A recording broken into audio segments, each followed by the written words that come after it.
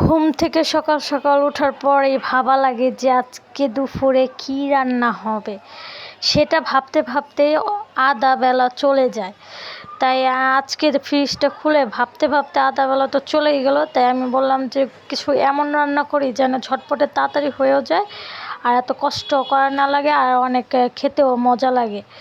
So আমি ভাবলাম যে আজকেও ফ্রাইডে, তো আজকে একটু ঝটপট কিছু রান্না করে ফেলি। তাই আমি পোলাও বসিয়ে দিয়েছি।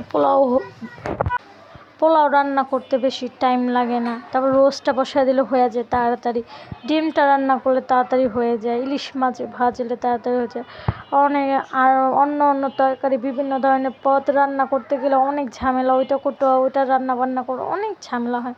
তো আজকে একটু ঝটপট করে এগুলোই রান্না করে ফেললাম। আবার আজকে তার মধ্যে ছিল ফ্রাইডে। সো আজকে ফ্রাইডে হিসেবে খাবারগুলো মজাই ছিল।